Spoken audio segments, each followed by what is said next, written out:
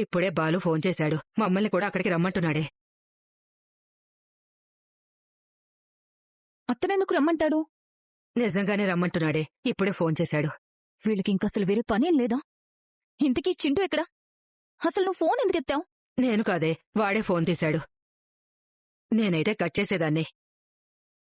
నాకిప్పుడేం చెయ్యాలో అర్థం కావట్లేదు. ఎలాగైనా ఇంటికి రమ్మని బలవంతం చేస్తున్నాడు. ఇప్పుడేం చేయమంటావో చెప్పు. సరే అయితే ఓ పంచే, వచ్చేసే. నిజంగానే చెప్తున్నావా? అవును, వచ్చేసే. కాకపోతే నేను చెప్పినట్టు చెయ్యి. ఏం చేయమంటావు?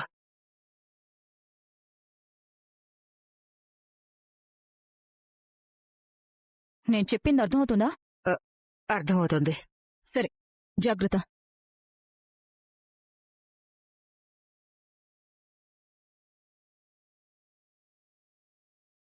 ఈరోజు చాలా రివిజన్ అయిందిరా.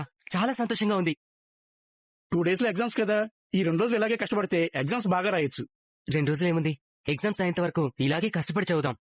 కానీ ఈ అటెండెన్స్ సరిపోదంటున్నారు కదా, అదే కొంచెం భయంగా ఉంది. ఏం పర్లేదురా, ఇప్పుడు నువ్వు బాగా చదువుతున్నావు కదా. మా ప్రిన్సిపాల్ గారు ఎంత స్ట్రిక్ట్ అయినా సరే కష్టపడి చదివే వాళ్ళని ఎంకరేజ్ చేస్తారు. ఈ విషయంలో నీకు ఫేవర్ చేస్తారని నాకు నమ్మకం ఉంది. పాపం, నా కోసం అక్క చాలా కష్టపడుతుంది. నేను మంచి జాబ్ చేస్తే పైనున్న మా నాన్న కూడా హ్యాపీగా ఫీల్ అవుతారు. ఇంట్లో కష్టాలు తీరుతాయి. శివగాడు మాత్రం రోజు రోజుకి మంచి బాలులా మారిపోతున్నాడు. హాని చూస్తుంటే ముచ్చటేస్తుంది. అది నాకు నచ్చట్లేదు. వాడి లేకపోతే మన అకౌంట్స్ అన్నీ గందరగోళమైపోతున్నాయి.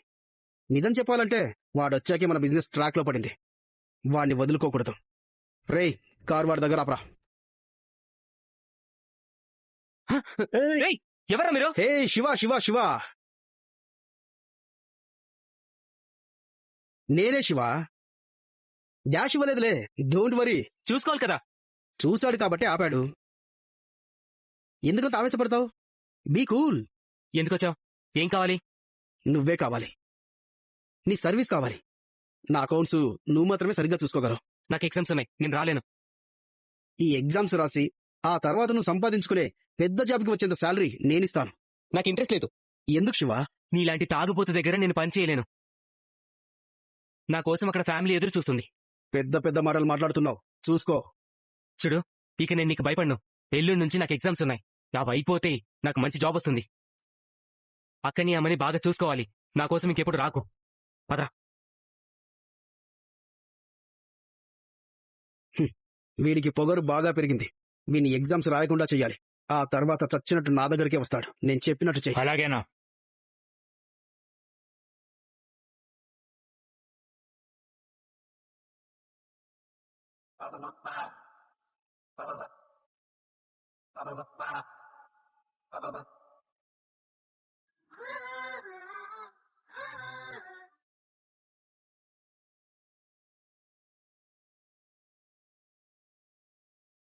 మళ్ళీ గుణగడు ఫోన్ చేశాడా?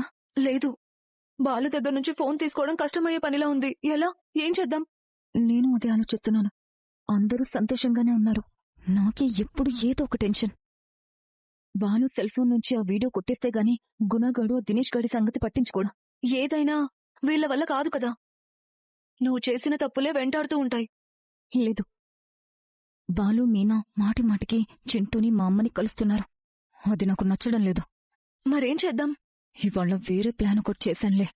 ఫంక్షన్ చేస్తున్నామని బాలు మీనా సంతోషంగా ఉన్నారు కదా. ఇవాళ అందరి ముందు బాలు మీనాకి అవమానం జరుగుతుంది. ఏం ప్లాన్ చేశావు? Wait and see.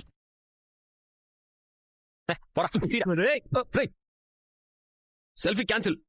ఎక్కడికి వెళ్ళావు? ఒక విఐపిని తీసుకురావడానికి వెళ్ళానన్నా. ఎవరు? పూలు అమ్ముకునేవాళ్ళ, కారు నడుపుకునేవాళ్ళ? వాళ్ళు వీళ్ళు కష్టపడి పనిచేస్తారు. వీళ్ళగా లక్షలు నగలు మింగరు. నీలాగా ఇల్లు మింగాలని చూడరు, పార్లర్ అమ్మలాగా ఇల్లు తాకట్టు పెట్టించాలని చూడరు. అక్కడికి నీ ఫామ్ హౌస్ ఏదో చంకలో పెట్టుకుని పోయినట్టు ఎవరొస్తే వాళ్ళ గురించి తక్కువ చేసి మాట్లాడతావేంటోదినా? డాక్టర్ గారు అంత గడ్డి పెట్టారు, అయినా మారలేదా?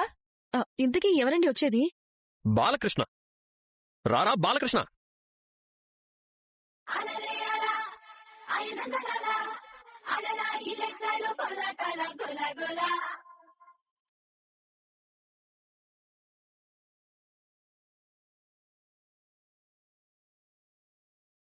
హో దూరంగా రంగా దొంగ దాకో గొయ్యాలా, వచ్చి నువ్వు మాతో సిందయ్యాలా.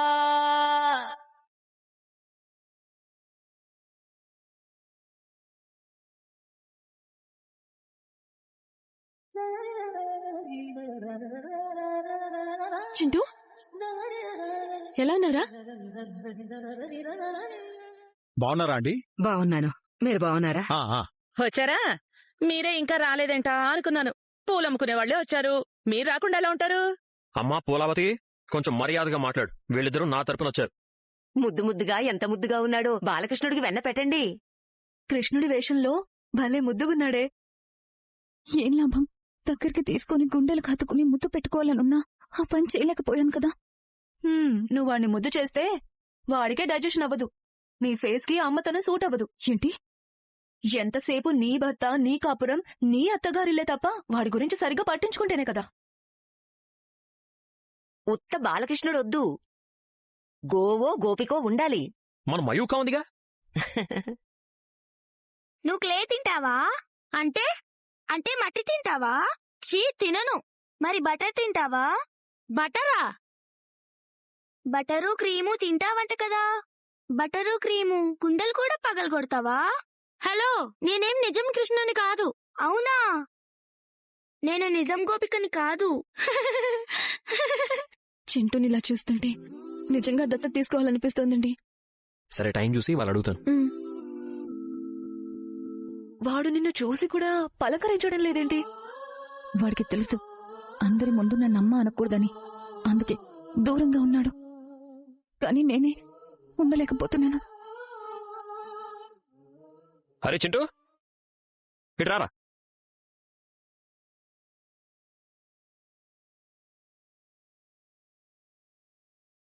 చింటూ, ఎంత ముద్దొస్తున్నావురా.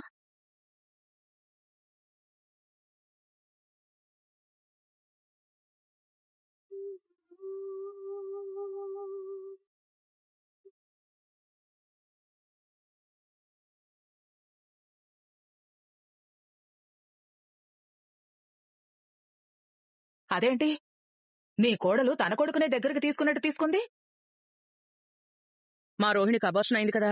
పిల్లల్ని చూస్తే కడుపులో కన్ను పేగు కదిలిపోతుంది. అమ్మా రోహిణి, మనం హోమం చేశాం, బొమ్మల కొలువు చేస్తున్నాం. ఈ పుణ్యం వల్ల నీకు బిడ్డలు పుడతారు.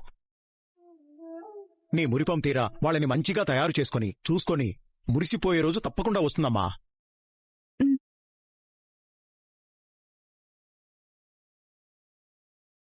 Okay sir.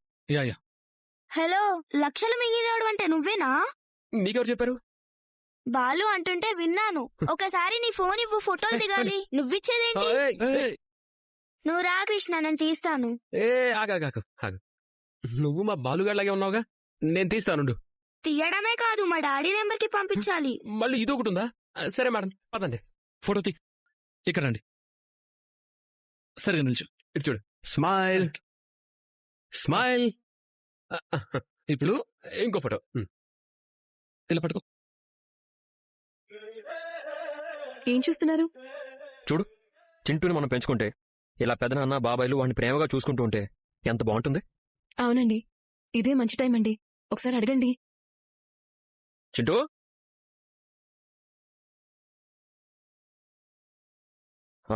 అమ్మా,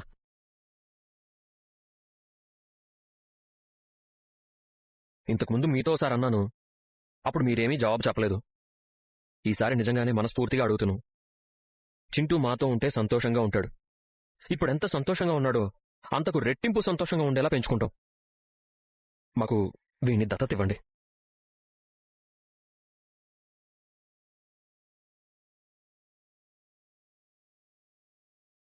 రేయ్, ఇంకోసారి ఇక్కడికి వస్తానని మారం చేస్తే వీపు చుట్లిపోతుంది. అయ్యో, వాడేం చేశాడమ్మా? ఆపు. మీరేం చేస్తున్నారు? మీరేం మాట్లాడుతున్నారు? నా మడవని నాకు కాకుండా చేయాలని చూస్తున్నారా?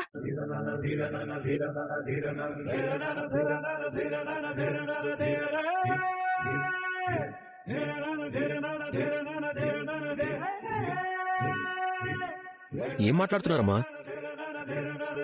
మేము మీతో క్లియర్గానే చెప్పాం కదా, వాడిని పెంచుకున్నా మీరు అప్పుడప్పుడు వచ్చి చూసిపోవచ్చని చెప్పాం కదా. దూరం చేయడం ఏంటి? మీరేదో తప్పుగా అర్థం చేసుకుంటున్నారు. మీ ఆరోగ్యం బాలేదని, మీకేమైనా అయితే చింటూ పరిస్థితి ఏంటా అని మీరు ఎన్నిసార్లు ఏడవలేదు? అందుకే మీ కష్టం చూసి మీకేదైనా అయితే వాడు అనాథలా మారతాడని మేము దత్తత తీసుకోవాలి అనుకున్నాం. అవసరం లేదు. నాకున్నది వీడొకడే. నేనేం మిమ్మల్ని వీడి బాధ్యత తీసుకోమని అడగలేదు. వీడికి అమ్మమ్మని నేనున్నాను. కన్నతల్లి ఇంకా బతికే ఉంది. కన్న తల్లి ఇంకా బతికే ఉందా? ఉంది. ఉంటే ఏదమ్మా, కని పారేసి తన సుఖం తను చూసుకుంటుందా?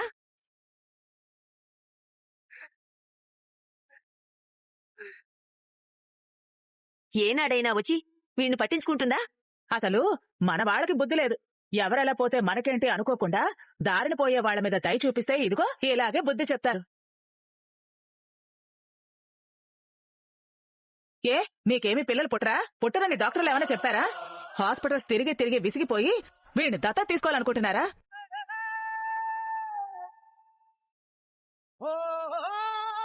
ఏమంత వయసైపోయిందనరా మీరింత బాధ్యత తీసుకుంటున్నారు? మీకన్నా పెద్ద కొడుకు గాడిదలా ఎదుగున్నాడుగా.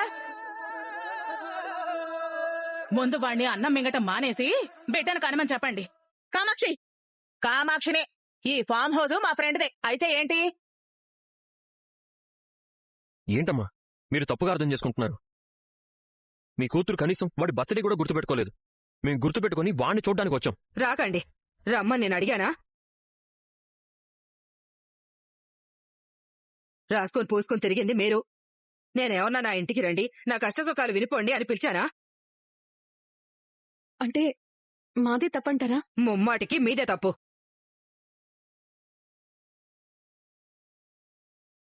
మీరేమైనా నాకు అమ్మ తరపు చుట్టమా, అయ్య తరపు చుట్టమా? స్నేహితులా, బంధువులా? లేదంటే నా మనవడు అనాదా?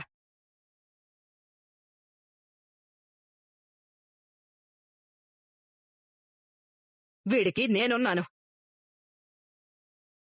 మీకు పెంపకానికి పిల్లలు కావాలంటే వెళ్లి అనాథాశ్రమం నుండి తెచ్చుకోండి.